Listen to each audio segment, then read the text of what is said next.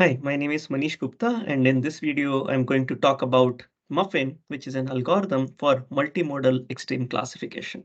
Okay, so let's get started with this first obvious question. What is multimodal extreme classification problem?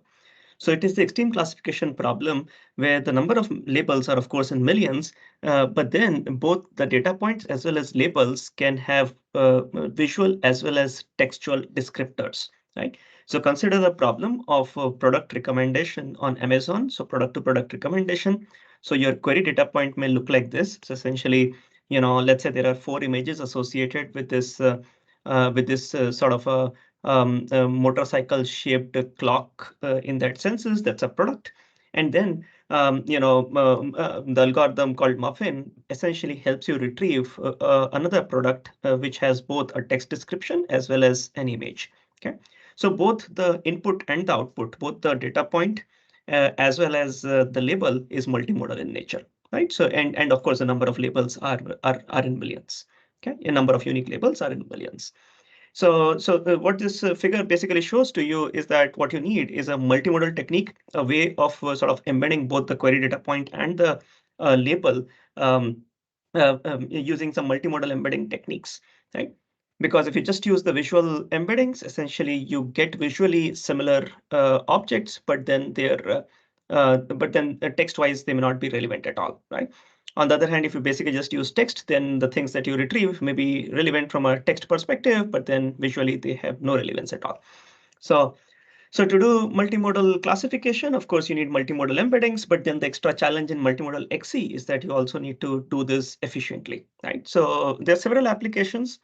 Product to product recommendation, as I just talked about. There is also Bing ad to bidding query predictions in the sense if you have an advertisement, what are the query keywords or query phrases that you would use, right? So here the ad could be multimodal in nature. That's the idea. While bid query is typically just text. Okay. Identifying compatible outfits where each outfit is described using multiple images and a textual description. So for example, if you want to say that, hey, I want to wear a party dress and you have you want to wear like 5 things of which 4 have been recognized, which is the 5th thing that goes well with these 4 and the text description. Okay, so that's that. So now this problem is challenging because of 2 reasons. One, how to basically get multimodal embeddings for accurate categorization over millions of labels. And second, how to train and infer efficiently over millions of labels. Okay.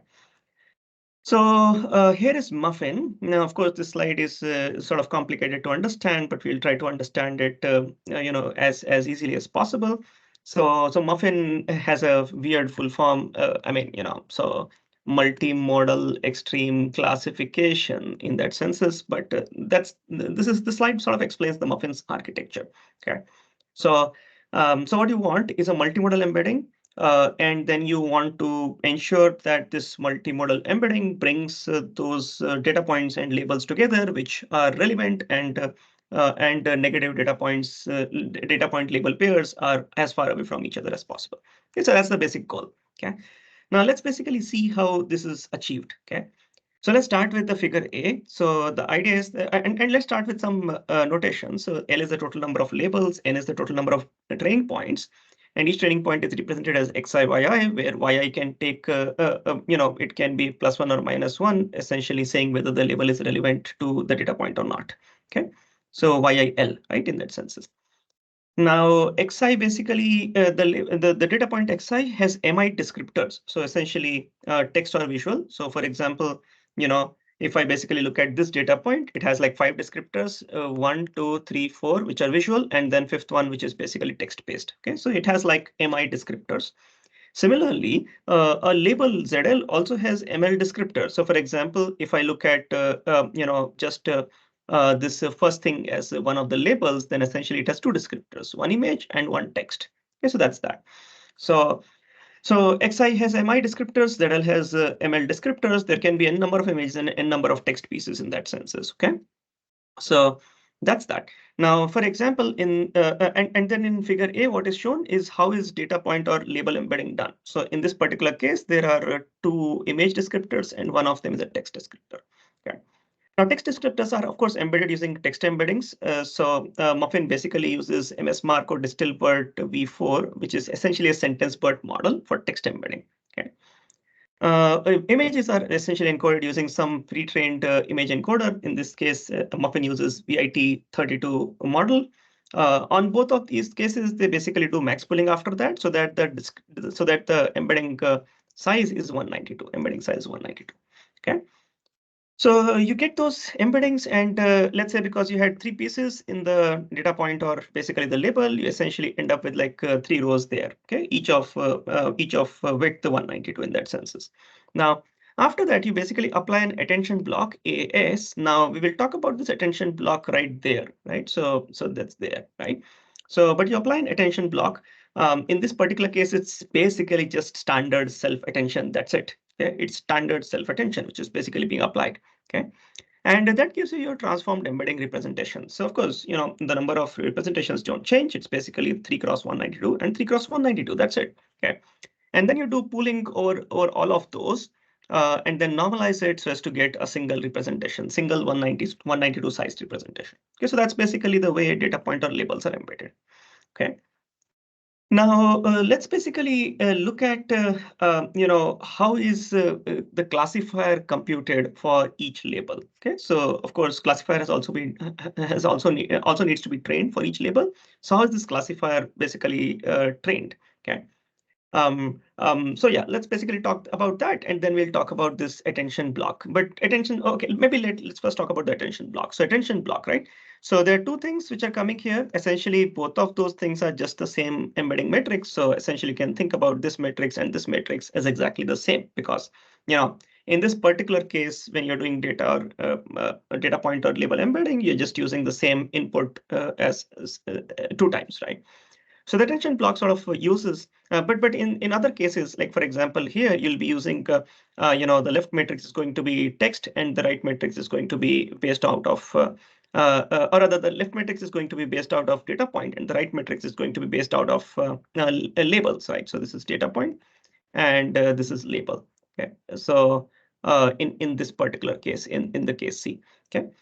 But anyway, so the way attention is done, it's basically self-attention. So you do QKV, and then K and V can come from the second matrix, query comes from the first matrix, and then you compute the attention maps after doing, of course, softmax and so on and so forth, right? And then you do QK. So you basically, after you have done QK transpose, and after that you applied softmax and normalized it, and after that you essentially multiply by V. So which is basically happening here, the values. And that essentially gives you attention transformed representations. You apply layer norm, and that gives you the final attention transformed representations. Okay. So in the case A, in the AS block, in the attention S block, it's a self-attention. But later, when we'll use it in this case C, it is basically AC, which is cross attention. Okay, so that's that. Okay. So the attention block is basically pretty standard. Let's basically talk about how do you obtain classifiers WL. How do you learn those? So essentially, to learn classifiers for any label, you start with the label representation. So here the label basically contains three images and one text. So you pass them all through an embedding block, which is this green block. Okay, you essentially get you essentially get this representation after the self-attention is done. Okay, so you get that representation, you normalize it, you get ZL1. Remember, the ZL1 is actually very similar to XL1, right? XI1, right? So now you get this ZL1, but you're not just happy with this embedding which you have learned from the actual content of the label, right? Text content or the image content. You also want it to be sort of married with free vector representation for these labels, which is sort of learned from the training data, right? What is this label most associated with, which kind of data points and so on. Okay, so therefore you have a hyperparameter alpha, which sort of helps you, alpha L per label, which helps you sort of combine across these free vectors NL, eta L, and representations learned from the embedding representations learned from the multimodal content in the label. Okay, so you normalize this, and that gives you your classifier. So that's basically how your classifier is going to be, the weights are going to be obtained. Now this is good, but then you need to have some sort of a training mechanism so as to essentially train these things, and that is where the picture C is useful. So essentially, the way this is done now is as follows. So if you have a data point, you essentially get the embedding for the data point, which is exactly the same figure as A actually, right? And you get XL, X1, right? So which is basically this guy, right? And then you also get ZL1, which is basically, which is basically this guy, ZL1. Okay. So in picture C, essentially until here, if I think about it, it's just A on the left side, B on the right side. That's it. Okay. And then you basically do cross attention, which is essentially D. So this part is essentially same as picture A. This part you see is exactly the same as picture B. And then this part is essentially picture D. Okay. And then you essentially, after you do cross attention, you basically get this X2 hat L, which is a cross attended representation, multimodal representation across the data point and the labels. And I mean, of course, what are you going to do with that? You're of course, going to normalize it. And then you want to ensure that you learn classifiers such that your WL is as close to your label representation is as close to data points for which that label is relevant. Okay, so that's basically that. So that's how you compute the relevance score as a dot product. Okay, so that's the architecture for MUFIN. Now it's a pretty frugal architecture, pretty simple architecture. It uses transfer learning from pre-trained models, of course. But then it overall uses deep XML pipeline for training, which is what I'm going to talk about in the next slide. Okay.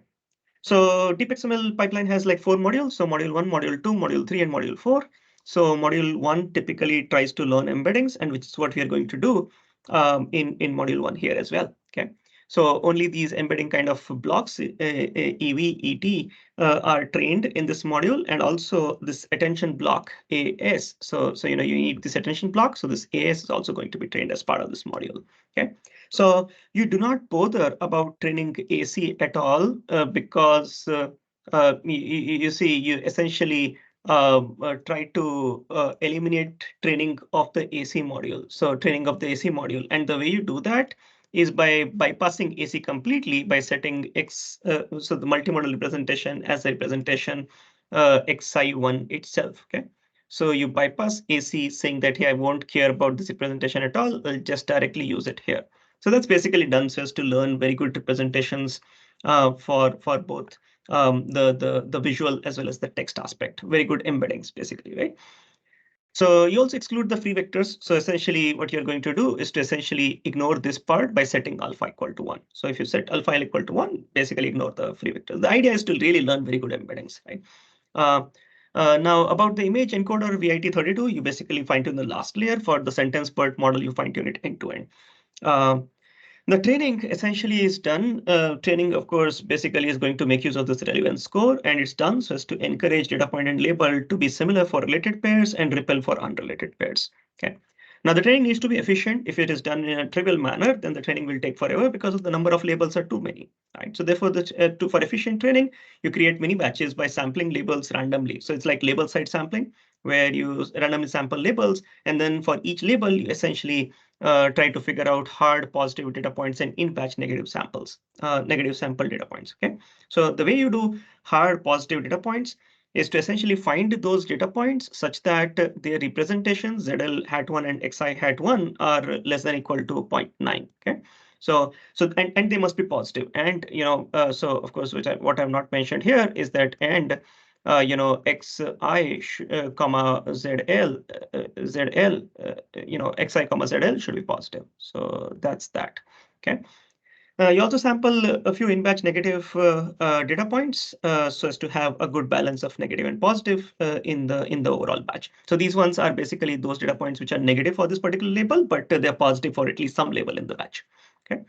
And then you train the module 1 using contrastive loss. So basically saying that, hey, if you have a data point, if you have positive data points, they must lead to better similarities. If you have negative data points, they must lead to lower similarities. And how lower? Well, the difference should be at least greater than the margin gamma, right? So that's that. In module 2, you basically want to do shortlister learning, right? In that sense, it's typically in deep XML pipeline. So in module 2 here, the way you do the shortlisting in that sense is for a data point is as follows. You create an approximate nearest neighbor search index. So you index in ANS, approximate nearest neighbor search index. What do you index? Well, you index ML+1 label descriptors. So for every label, you already have ML descriptors. And remember, you have ML descriptors as your ZL1s. So, you have them. So you have them for each of your image pieces or the text pieces in those labeled descriptors. So you index them. As well as that, what you do is to also compute another description for every label as a label centroid. Essentially, it is the mean over all the data points for which this particular label is relevant. Okay. So you index this ML+1 text label descriptors into ANS, and then for any particular data point, you actually query this ANS index using a single query. So of course, see, this could also be MI descriptors, but then the idea is that if you do MI such queries, that will be too much. So therefore, you just do one single query using XI, using the combined and pooled representation, so as to essentially obtain 100 negative labels. Of course, you'll get several labels. You discard the positive labels, and you retain only the 100 negative labels. Okay. Module 3 is typically initialization in deep XML, and you initialize everything appropriately, except that these embeddings and the self-attention AS essentially is borrowed from M1 and it's initialized from M1. Of course, in module 4, you're going to fine-tune everything. So you fine-tune all of these, plus you learn these which have not been trained at all so far. So they're trained from scratch. Okay. Now in module 4, of course, you're going to use data points along with SI random positives and TI random hard negatives. TI hard negatives are actually obtained using the ANS index in module 2. And then you do end-to-end training using cosine embedding laws, essentially ensuring that, of course, before doing training, you are going to obtain the multimodal representation across the data point and the label combined representation. And you're going to learn your WLs such that, your positive WLs are better, are closer to each other compared to negative WLs. So essentially, and essentially the idea is that, yes, you have your negative data points and you have your positive data points, and you want to ensure that similarity with negative data points is or negative labels is lower, while similarity with positive data points is higher, right?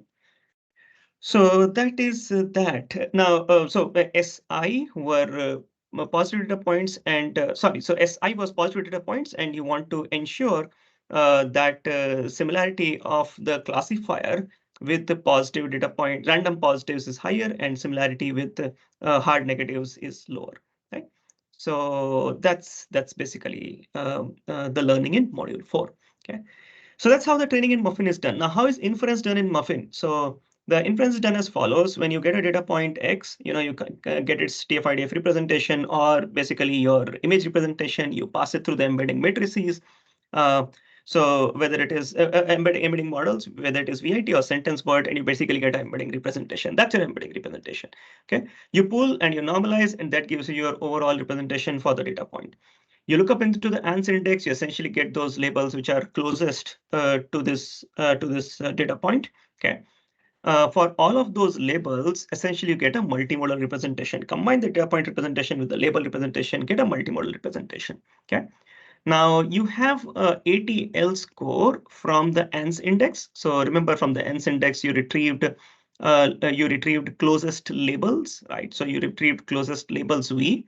So you have those scores for those labels, the max cosine similarity scores in that senses. So we call them as ATL. And you also have scores from the classifiers, right, which we call as CIL. Now, overall score is basically a combination of the classifier scores and the ANS index retrieval scores. Okay. So this one shows the pipeline. So essentially, when you get a data point, you do augmented retrieval. So which basically means that you look up into the ANS index and figure out some labels. So the label 1, label 2, and then you pass them through cross attentions so as to basically get their cross attended representations, and then compute relevant scores so as to essentially get what is relevant and what is not relevant. Of course, you don't directly use the relevant scores. You combine these ANS retrieval scores also, so as to finally come up with the overall ranking score.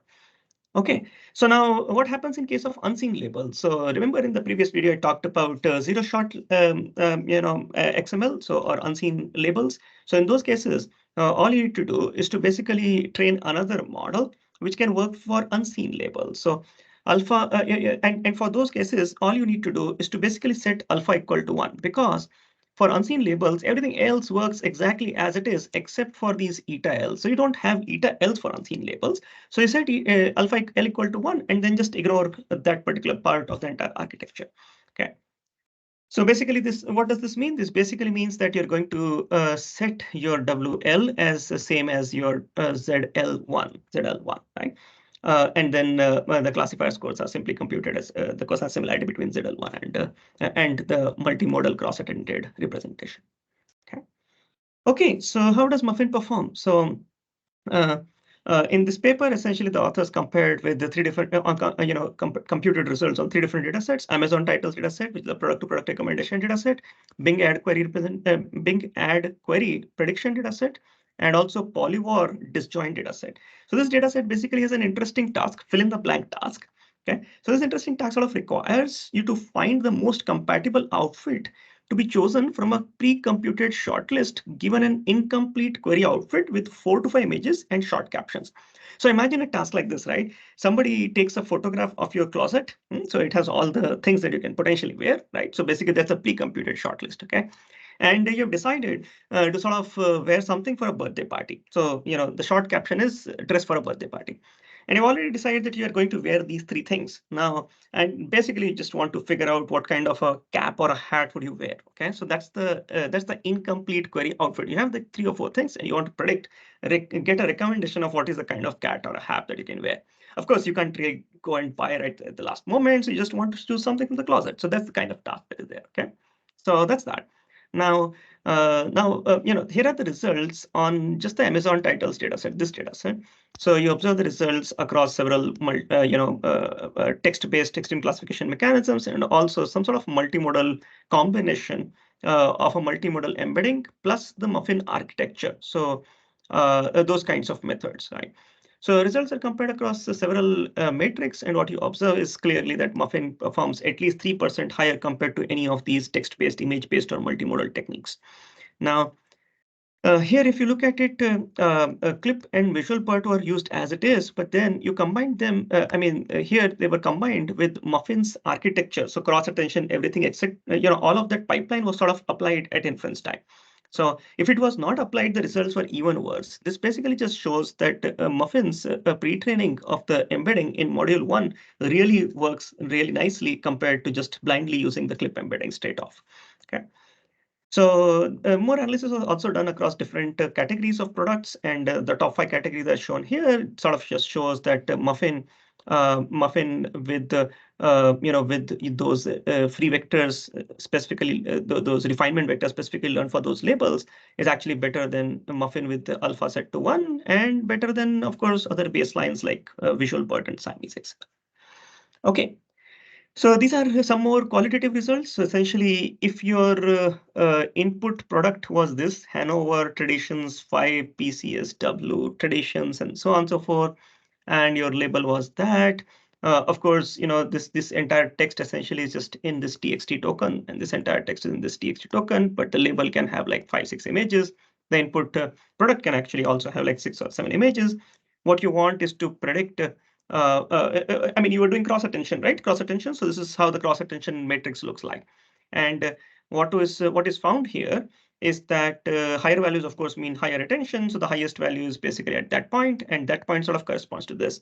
So MUFIN was able to nicely correlate this chair from the query to this patio image in the label where the query chair was actually present in the label, right, in the label image. So that's nice. So it is able to perform these kinds of nice cross attention based correlations. Here is an example of a retrieval. So this is the query image along with some text, and here are some retrieved products, right? Again, each of those products can have multimodal representations as such, right? Multimodal descriptors. Now, based on the representations that were obtained, TSNE plot is created for the Amazon titles dataset across 5 different categories. And we basically observe that these 5 categories are nicely clustered in that sense. There's the orange cluster, the green cluster, and the purple cluster, basically saying that the embeddings do make sense, sense from a clustering perspective. Okay, so that's it for this video. In this video, to summarize, I sort of talked about MUFIN, which is an algorithm for multimodal extreme classification. It learns effective multimodal embeddings. using the deep XML pipeline. Since it uses the deep XML pipeline, therefore it is efficient in terms of training as well as inference. Okay, thank you for watching. Hope you liked the video. Connect with me on my LinkedIn or look at my research on my homepage.